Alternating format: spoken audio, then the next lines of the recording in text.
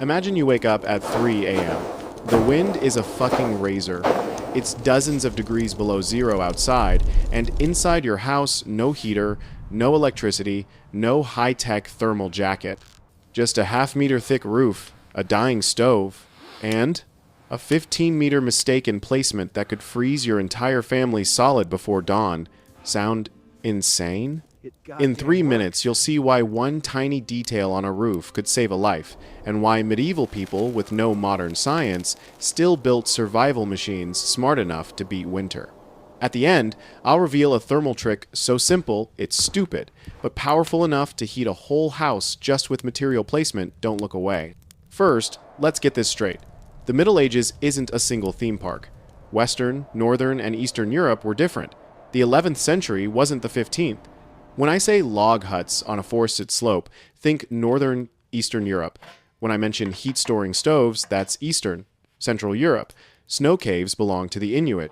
We label this stuff to avoid painting the whole map with one brush. Now, follow the Arno family, a fictional family, but their survival tech is real. They have two choices for their house: the scenic hilltop, like a real estate ad, or halfway down the south slope, near the woods and a stream.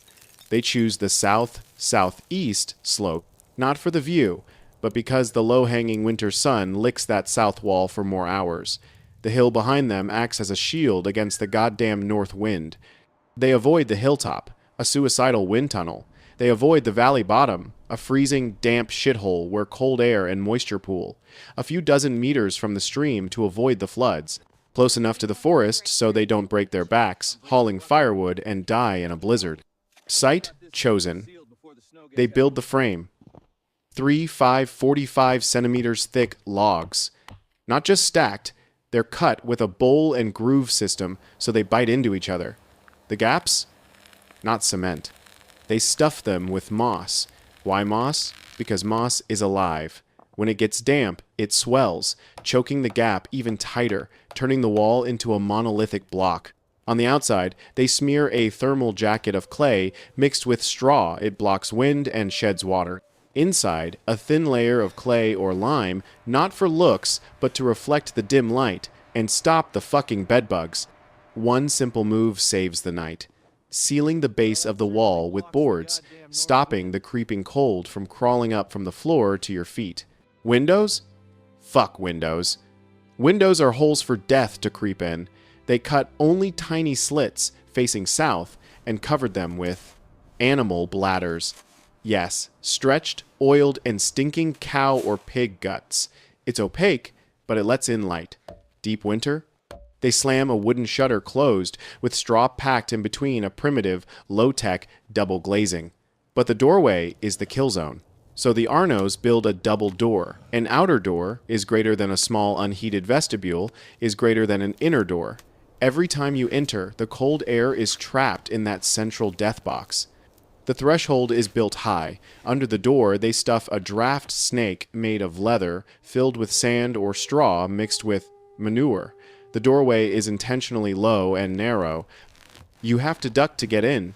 It's inconvenient, and it saves your life. Warmth doesn't just come from fire. It comes from insulating yourself from the ground. The 18-plus floor, a tamped earth floor. They pound the clay plus straw plus manure. Yes shit, don't make that face. Manure is a natural fibrous binder. It dries rock hard. Then they cover it with straw. A perfect cozy home for fleas. A richer family? Wooden planks. But the magic is underneath. The empty space below is stuffed with dry leaves, moss, or sand. A giant insulating mattress. This void is also a natural root cellar. Potatoes, grains, and salted meat are kept at a stable temperature. It doesn't freeze in winter or rot in summer.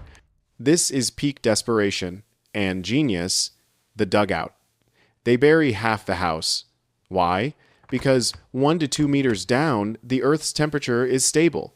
When it's negative 20 degrees Celsius outside, the ground is still warmer, turning the dugout into a natural thermos. The roof is a masterpiece of filth. A layer of logs, a layer of moss, and finally a thick layer of SOD, earth with roots. They plant living grass on their roof. It's insulation, it's waterproof, and it's even fire resistant. Ventilation, the high-low trick. A low inlet for cold, heavy air. A high outlet for hot, light, toxic air. The chimney, they don't just vent the smoke, they run it through channels under the fucking floor.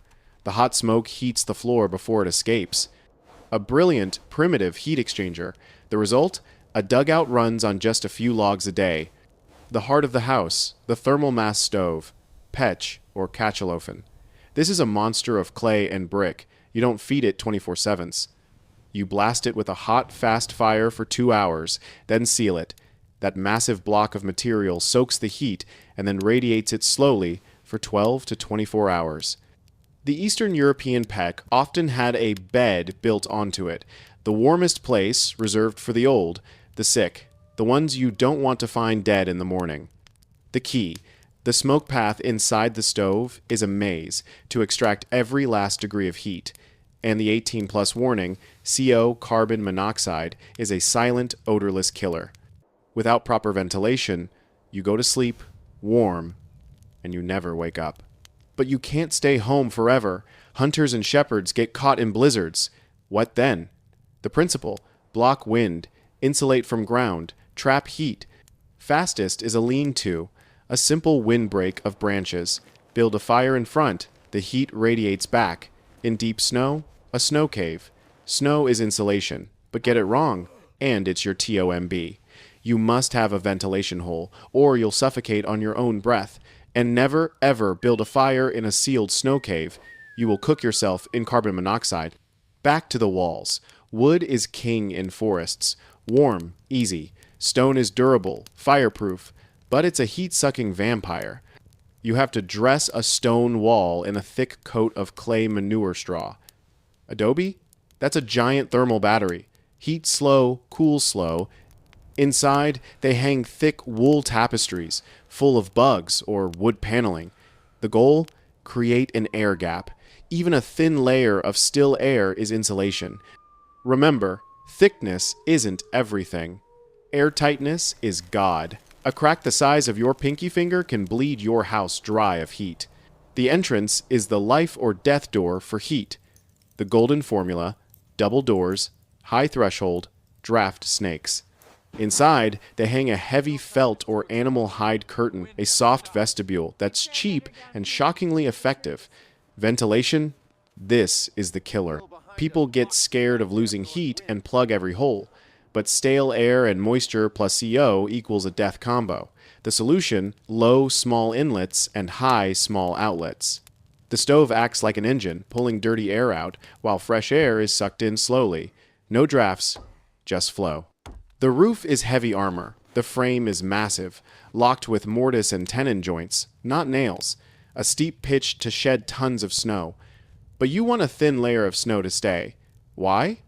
It's a free insulating blanket. The roofing material is a sandwich: birch bark, waterproof, moss, hay, and the living SOD roof on top. The roots tangle together like rebar. A reed-thatched roof, half a meter thick, is also an insulation monster. Maintenance is survival. After a storm, you climb up, find leaks, and plug them with clay and pine tar. Or your house rots from the top down. All these pieces create an ecosystem. But daily life matters. Layered clothing, linen, wool that traps heat, felted cloak. Hats and scarves are mandatory, not for the 40% head heat loss myth, but simply because your head and neck are the parts you most often leave exposed. Cover them, you're warmer.